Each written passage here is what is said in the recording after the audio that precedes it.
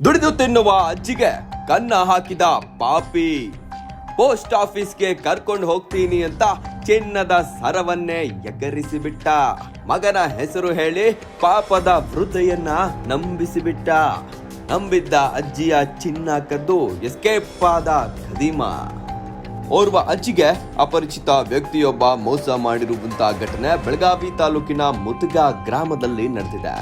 ಬೆಳಗಾವಿ ಬಾಗಲಕೋಟೆ ಹೆದ್ದಾರಿ ಪಕ್ಕದಲ್ಲಿ ಕುಳಿತು ಸೌತೆಕಾಯಿ ಮಾರಾಟ ಮಾಡಿ ಜೀವನ ಮಾಡ್ತಿದ್ದ ಅಜ್ಜಿಗೆ ದುಡಿದು ತಿನ್ನಲಾಗದೆ ಕೈಲಾಗದ ವ್ಯಕ್ತಿಯೊಬ್ಬ ವಂಚನೆ ಮಾಡಿಬಿಟ್ಟಿದ್ದಾನೆ. ಸುಮಾರು 20 ಗ್ರಾಂ ಚಿನ್ನವನ್ನ ಕದ್ದು ಪರಾರಿಯಾಗಿದ್ದಾನೆ ಭೂಪ. ಸಾಮಾನ್ಯವಾಗಿ ಚಿನ್ನ ಕದ್ದು ಪರಾರಿಯಾಗಲ್ಲ, ಬದಲಿಗೆ ಆತ ಕಂಡುಕೊಂಡ ಮಾರ್ಗ ಏನು ಅಂತ ಕೇಳಿದ್ರೆ ನೀವೇ ಶಾಕ್ ಆಗಿಬಿಡ್ತೀರಾ. ಇಳಿ ವಯಸ್ಸಿನಲ್ಲಿ ದುಡಿದು ತಿನ್ನುವರ ಜೊತೆಗೆ ಅದರಲ್ಲೇ ಅಲ್ಪ ಪ್ರಮಾಣದ ಹಣವನ್ನ ಉಳಿಸಿ ಚಿನ್ನವನ್ನ ಕೊಂಡಿದ್ದ ಅಜ್ಜಿ, ಕಿವಿಯೋಲೆ ಹಾಗೂ ಚಿನ್ನದ ಸರವನ್ನ ಕೊಂಡುಕೊಂಡಿದ್ದ ಅಜ್ಜಿ ಎಂದಿನಂತೆ ಸೌತೆಕಾಯಿ ಮಾರಾಟಕ್ಕೆ ಬಂದಿದ್ರು. ಈ ವೇಳೆ ಅಜ್ಜಿ ಬಳಿ ಬಂದ ವ್ಯಕ್ತಿಯೊಬ್ಬ ಅಜ್ಜಿ ಮಗನ ಹೆಸರು ಹೇಳಿಕೊಂಡು ಮರಾಠಿಯಲ್ಲಿ ಮಾತನಾಡಿದ್ದಾನೆ.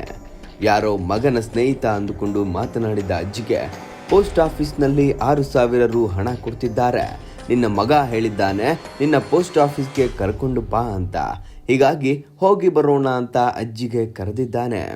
ಇದನ್ನ ನಂಬಿದ ಅಜ್ಜಿ ಆತನೊಟ್ಟಿಗೆ ಬೈಕ್ ಹತ್ತಿದ್ದಾಳೆ. ಸಾಂಬ್ರಾ ಗ್ರಾಮದ ಬಳಿಯ ಅದೊಂದು ಬಿಲ್ಡಿಂಗ್ ಬಳಿ ಬಂದು ಇದೇ ಪೋಸ್ಟ್ ಆಫೀಸ್ ಅಂತ ತೋರಿಸಿದ್ದಾನೆ.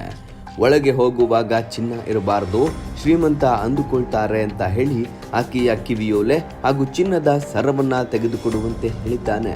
ಖದೀಮನ ಮಾತನ್ನು ನಂಬಿಬಿಟ್ಟ ಪಾಪದ ಅಜ್ಜಿ ಬಿಲ್ಡಿಂಗ್ ಒಳಗೆ ಹೋಗುವ ಮುನ್ನ ಕಿವಿಯೋಲೆ ಹಾಗೂ ಚಿನ್ನದ ಸರವನ್ನ ತೆಗೆದು ಆತನ ಕೈಗೆ ಕೊಟ್ಟು ಹೋಗಿದ್ದಾಳೆ. ಒಳ ಹೋಗಿ ಕೇಳಿದಾಗ ಇದು ಪೋಸ್ಟ್ ಆಫೀಸ್ ಅಲ್ಲ ಅಂತ ಅವರು ಹೇಳಿ ಕಳಿಸಿದ್ದಾರೆ. ಹೀಗೆ ಹೋಗಿ ವಾಪಸ್ ಬರೋ ಇಷ್ಟರಲ್ಲಿ ಆತ ಚಿನ್ನದ ಸಮೇತ ಎಸ್ಕೇಪ್ ಆಗಿಬಿಟ್ಟಿದ್ದಾನೆ. ನೋಡಿದ್ರಲ್ಲ ವೀಕ್ಷಕರೇ, ದುಡಿದು ತಿನ್ನಲಾಗದೆ ಕೈಲಾಗದಂತ ವ್ಯಕ್ತಿಗಳು ಹಣ ಮಾಡೋಕೆ ಯಾವೆಲ್ಲ ಶಾರ್ಟ್ ಕಟ್ಗಳನ್ನ ಯೂಸ್ ಮಾಡ್ತಾರೆ ಅಂತ. ನೀವು ಕೂಡ ನಿಮ್ಮ ಅಕ್ಕಪಕ್ಕದವರ ಜೊತೆಯಾಗಿರ್ಬೋದು, ಪರಿಚಯದವರ ಜೊತೆಯಾಗಿರ್ಬೋದು, ಅಥವಾ ಪರಿಚಯ ಮಾಡಿಕೊಳ್ಳೋಕೆ ಅಂತ ಬರುವಂಥ ವ್ಯಕ್ತಿಗಳ ಜೊತೆ ದಯವಿಟ್ಟು ಹುಷಾರಾಗಿರಿ. ಯಾಕಂದ್ರೆ ಈ ಅಜ್ಜಿಗೆ ಆದಂಥ ಪರಿಸ್ಥಿತಿ ನಾಳೆ ನಿಮಗೂ ಆಗ್ಬಹುದು. ನೋಡ್ತಾ ಇರಿ ಹೊಸ ಸಿದ್ಧಾಂತ.